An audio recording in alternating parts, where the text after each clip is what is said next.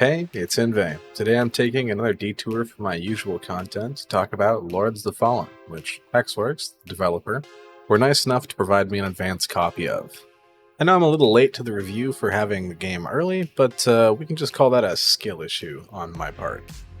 This review is split into 3 parts for your viewing convenience: the good stuff, the bad stuff, and the really bad stuff. Each section will be timestamped in the description so you can skip around easily. I want to start by saying that the developers of the game have been the most responsive and active I've ever seen in addressing a rough launch, and the constant patches, sometimes multiple a day, are very much appreciated. According to Hexworks' website, they were founded to develop this game, so to see them address issues brought up by the community and release improvements this quickly, when AAA developers take weeks to release a first patch, is extremely impressive. With that said, I'm a little confused as to why they reused the name Lords of the Fallen for this project. The original game is one of the worst games I've ever played, and the initial association with it made me ignore the game during its initial marketing period. Although, to be fair to the development team, they have done their absolute best to make sure nobody can visually confuse the two games. I really like the new Lords of the Fallen. I think it might be the first game that really nails the basic feeling of Souls movement and combat. In every other Souls-like I've picked up, there's always something that immediately feels wrong. It's hard to pin down whether it's something to do with attack animation speed or movement, but no game until Lords of the Fallen has properly nailed the satisfying combat of the Soulsborne Kiro franchise. The game has taken the best pieces of each Soulsy FromSoft title and mashed them together into something that is, quite frankly, very mechanically fun. Attacks chain together fluidly, and the ability to change from one-handed to two-handed without interrupting your chain of attacks feels fantastic. Offensive options are primarily melee-focused, with magic feeling like a supplement to your attacks. There is no passive mana regeneration in Lords of the Fallen, but Umbral enemies drop items that steadily regenerate your mana, which can take some of the edge off for a spell-focused build. While many games have tried to do what Lords does, most of them lean far too heavily into Sekiro's parry mechanic for my liking. In other titles, the parry tends to be your primary defensive option, and dodging a supplement to be used for specific attacks. In Lords of the Fallen, I find it to be the opposite. Dodging has been my primary form of damage mitigation, and parrying is a great defensive addition for when I can't get out of the way, or a pseudo-offensive option for when a boss's posture bar is low enough that I think 1 or 2 parries will provide me with a riposte. In some places, Lords even surpasses its Dark Souls inspiration. Co-op, for example, is a lot better in Lords of the Fallen than it's ever been in the Souls series, outside of mods like Seamless Co-op. While you still need to run through the game once in each player's world, it's a lot nicer to not be disconnected after a boss, or blocked from entering an area because you have a friend in your world. I played a good portion of the game with my buddy Struggler VA. Hello! Sub to his YouTube, by the way, and it was great to be able to move through the game world together uninterrupted. Speaking of the game world, the developers have really nailed the feeling of Souls level design. The areas are extremely intricate with shortcuts littered throughout the world leading back into Skyrest, this game's Firelink Shrine. As far as I can tell, there's only a single area in the game without a significant shortcut that will reduce travel time to it, and while that area is quite important for certain players, it's also squarely optional. Hexworks have said that this game was originally designed without bonfires, or vestiges, so the interconnected levels feel like they may be a result of that. In later New Game Plus levels, all vestiges are actually removed, a decision I'm not sure I would enjoy playing through personally. On the subject of vestiges, this game introduces something I haven't seen in another Souls-like title: porta-bonfires. Vestige seeds are a really cool mechanic that I really like, and they're plentiful enough that I don't feel like I'm wasting them when I place one in an inopportune spot. Although, there are a lot of inopportune spots to place them. It can be a little bit annoying to place a seed down, walk 10 feet forward, and find a full-size vestige just waiting for you, but the amount of seeds I got during my playthrough made me not feel like it was too much of a waste. They drop by most mini-bosses as well as some normal enemies within the Umbral. I could have lumped Umbral into the area design section of this review, but I believe it's worth talking about on its own, separate from a way of traversing otherwise inaccessible areas. The Umbral is one of the coolest mechanics in recent memory for me, harkening back to that one super cool level of Titanfall 2 where you jump between the past and the future. In Lords of the Fallen, much like in Titanfall 2, the parallels between the dimensions you're traversing are very sharp, the normal world being beautiful and full of life, and the Umbral being a stark and horrifying expanse of dread and death and decay. The fuck? Huh? Oh. What the fuck?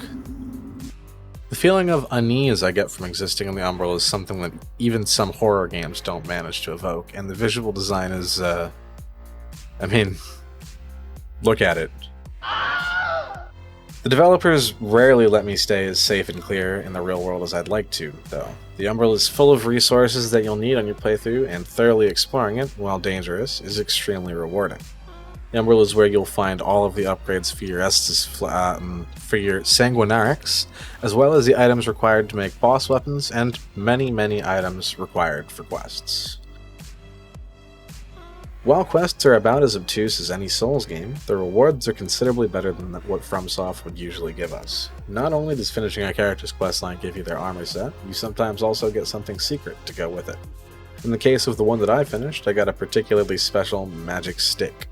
I won't go into too much detail on quests or rewards, as I'd like to keep this video pretty spoiler light, but suffice to say it's neat, and the potential for more secrets that have gameplay effects being hidden throughout the game is really cool.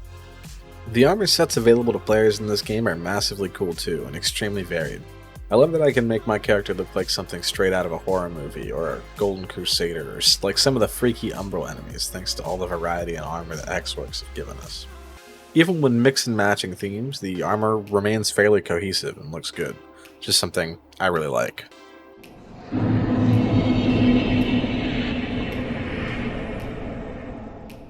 Now that we've covered all the stuff I like about this game, which is quite a bit, it's time to talk about the bad stuff, because there is some bad stuff. At this point, I'd like to put in a spoiler warning for the next however many seconds while I talk about some endgame stuff.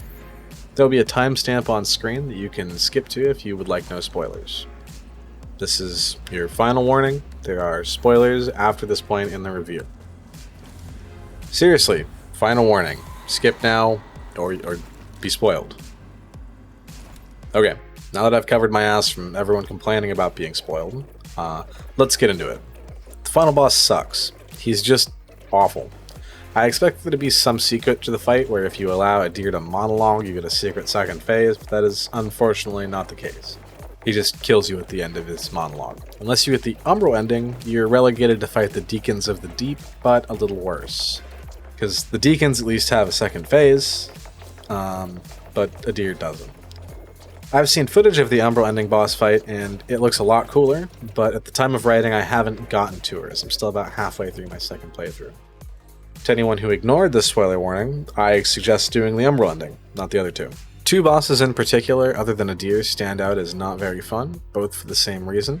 Both fights stop you from interacting with the boss for a period of time because of one of their attacks. If you played the game, you can probably guess that I'm talking about the Hushed Saint and the Hollow Crow. Both fights are, in my opinion, not very fun. Maybe the developer could reduce the amount of time for their attacks where you're not allowed to hit them. I'm not much of a game design person, so I can't really say how to improve those fights. I didn't enjoy them though. The final spoilerish complaint I have is that the later bosses felt a bit easy. I wish that some of the final fights were a little more challenging, as it feels like the game gets easier as it nears its conclusion. Welcome back to everyone who skipped my spoiler complaints. If you skip them, then you're obligated to come back after you've beaten the game and check if you agree with me. It's the law. Now, back to complaining. The one mechanical issue I have with this game is that there's a short delay before you can lock on to an enemy. If you click the lock on button too early, it will reset your camera to behind you, which frequently makes it challenging to lock onto enemies like Reapers, who can phase in and out of existence at will. I've frequently tried to spin my camera to face an enemy, click the lock on, and then have my camera spin back around behind me to take the enemy off screen, thus resetting the lock on timer. I personally would love to see this lock on timer entirely removed, as I think it's one of the main reasons people have trouble with the lock on system in this game, since it otherwise works pretty much the same as Elden Ring's.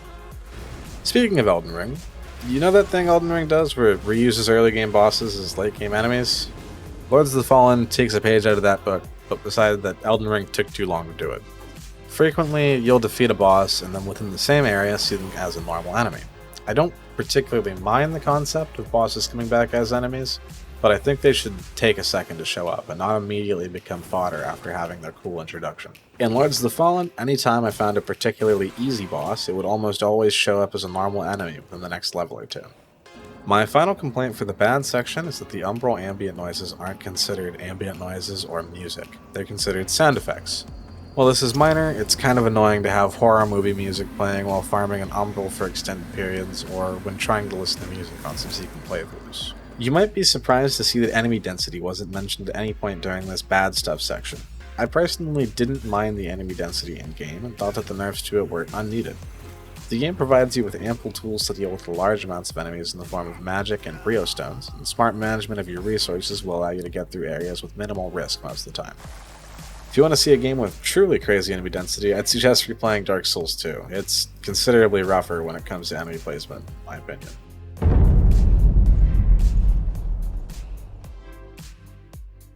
Here we are at the end of the review, and it's time to address the stuff that really needs fixing. Most of the issues in the really bad stuff category are technical issues and not issues with the core gameplay itself. There isn't as much nuance to this section, so it'll be relatively quick. The multiplayer netcode is massively painful, both for co-op and PvP. I'm lucky enough to live near the friends of mine who I want to play co-op with, but playing through random matchmaking is a very poor experience. The game feels like it's got a light coat of molasses on it as a co-op fan of connecting with someone far away, and this feels really rough when some rewards are tied to co-op boss kills. For PvP, playing against a player who lives far from you is an awful experience for the invader. The host gets a massive advantage in that their attacks will reliably land, while the invader may not see animations play, or may see they dodge the host's attacks. When it comes to playing with friends, I haven't been able to successfully matchmake with anyone using the password matchmaking. I'd love to be able to PvP with people near me, but I haven't been able to try the PvP in an environment where my opponent lives near me and we have a good connection. And finally, the PC performance. I personally have been able to run the game alright, but many of my friends with PCs that on paper are better than mine are having issues. The game seems to run very unpredictably to the point where I can't really guess how it would perform on anyone's computer. The performance has been improving steadily with each patch, but it's still not exactly in a good state. I do believe the developers will entirely fix the performance issues eventually, as they've been super fast on releasing patches, but I can't help but feel like the publisher might have pushed this game out a little early. It's also possible that these issues are a symptom of Unreal 5 and it being a new technology that still has teething issues, but I really hope that isn't the case since a lot of developers seem to be moving towards UE5.